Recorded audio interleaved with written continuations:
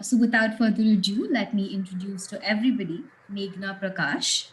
Meghna is a journalist, she's a poet, and she's the founder of Poetry Dialogue. Meghna, we would love to have you kickstart this evening with some of the beautiful words that you've written and will be performing for us tonight. Hi, thank you so much for having me here. This means the whole world to me. Uh, I would want to first say that I am a survivor. So, a lot of my poetry revolves around gender based violence and sexual violence. So, trigger warning for the audience. If this is something that makes you uncomfortable, please feel free to check out. But having said that, I would also say that poetry is a space where we collectively heal. So it would be really nice if we could all have this as a safe space, eat together, and have a beautiful evening of words. Okay. The first poem that I'm going to read for you is called Second Wave, and it's about the current pandemic. And it's a letter from someone whose family is experiencing COVID right now. So there is, I'm not going to describe it more, I'm just going to go for it. Second wave. I called every hospital in Mumbai today, all the way till the next city, Pune, only to be told there are no hospital beds to take you in. You call me and tell me you can't see as well anymore because your blood pressure has shot up so much, it's affecting your organs. And I want to say, I am so scared that this will be the last time we ever speak, and you are in another city, and I can't even hold you close. I can't brush away my fear. I attract too much catastrophe, or so I tell myself, to downplay the very real threat that our healthcare is overwhelmed and you are my whole world. But to the government, you're nothing but a statistic, a poll figure, and I'm angry that there are no beds for you. But 39 lakh people took a swim in the Ganges and acted like God sanctioned it, that a river can wash away a pandemic. I've never believed in any God, just you. But you need something to hold on to more than my tired voice can offer. So our God is a woman who will bring us oxygen cans as I watch your levels fall. She'll not steal you away from me when I need you. I am not ready to let go. Your lungs are infected, and I am furiously lighting another cigarette, hoping I can trade places somehow. My depression won't kill me anyway. It's just a matter of time. Are there steps to stop a pandemic from killing everyone you know? Wait, there is. If I lose you, who do I blame? If I never wake up to your warm hands again, is it God's fault? My government? My countrymen? Or you? Um, so that's on the pandemic. The next one, trigger warning, a very subtle mention on gender based violence. Um, and I also have BPD, bipolar, so there'll always be a mix of mental health featuring in my poems. This poem is called Strawberry Tongue. Strawberry tongue. I had a strawberry for a tongue once before it turned black, my mouth full of nicotine, my teeth a burnt sun cracked in the middle. I have a problem of excess. I spill too much milkshake, form brown chocolate in a strawberry tongue, an old monk rum heart, one little shot, and I am flying.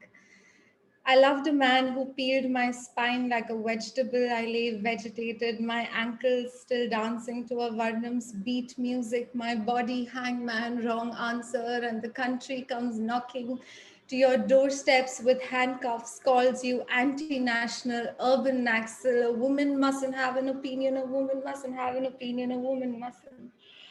I have too many opinions for a tiny mouth and a fearfully throbbing heart. Call me a drunk monk. I haven't been touched by a man in years.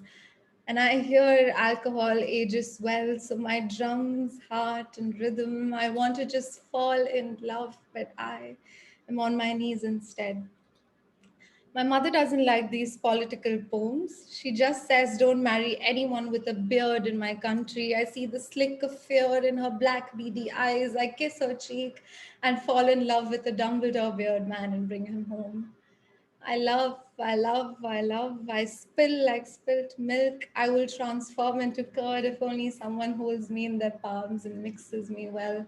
Such is the borderline mind. I will abandon this poem now before it leaves me. Um, so the next poem is the poem that it can be triggering for a lot of people. So right before I start that, I'm going to read a very short excerpt called Bravery by Alison, which says, a confession. The answer is simple, like the wind whistling through everything, take up as much space as you dare. And that has been my biggest learning as a survivor, because we're always judged, we're always not believed. And for every survivor out here, I want to say, I believe you. I trust you. I know what happened is true. And this poem is called Rape. One,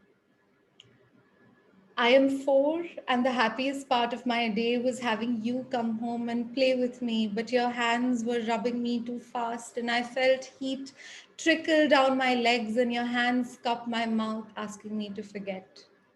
Two, I am 13 and I'm walking my dog in the park, running free in the grass, and a strange man watches us, undoing his pants zip. His hands looked like they were creating life, slow rhythms and faster rhythms, and I kept staring right back, confused why his face looked ecstatic and his hands now mid-air, inching towards my face. I held it, curious. My fingers wet and sticky, and I don't know why my body asked me to run as fast as I could. And Ruan, who couldn't see, sensed my shame, growled and chased the man away, and we never spoke of it again. Three. I am 16 and I believe that I have met the man I want to marry. The sun raised on my back, the stars brightened up our sky, the grass looked like purple haze. And every color, every shade of my heart became its own poem.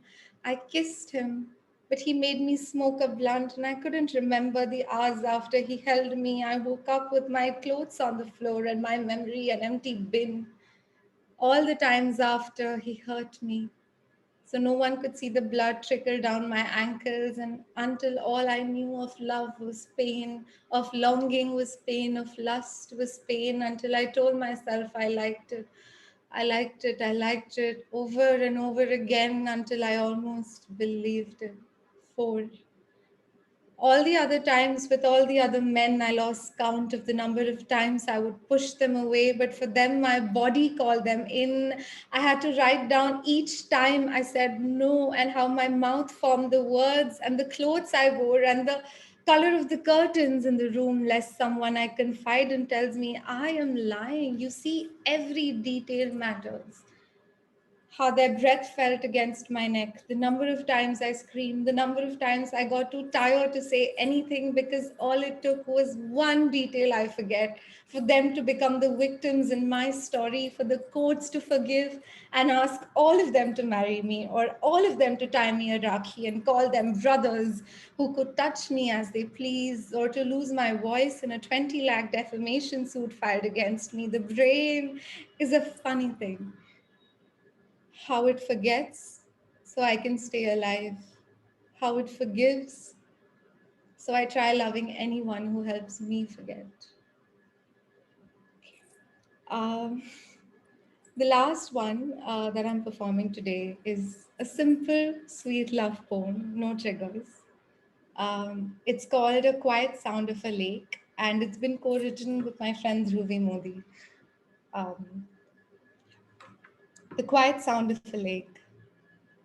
The first sound is a stone in the quiet lake of my mind. The noise augments with each flutter of the eyelids, and then I am looking for you. My feet dipped in the ripples of a nightmare.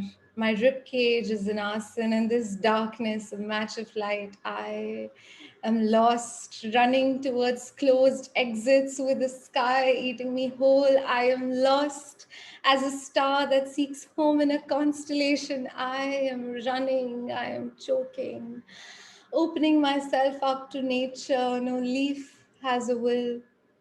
No branch showers blossoms onto cold, wet earth. The world is spinning and my feet are grey. My soul's cracked and wet as the earth. I want to love you. I want to love you, but I've forgotten how to love myself in this chaos.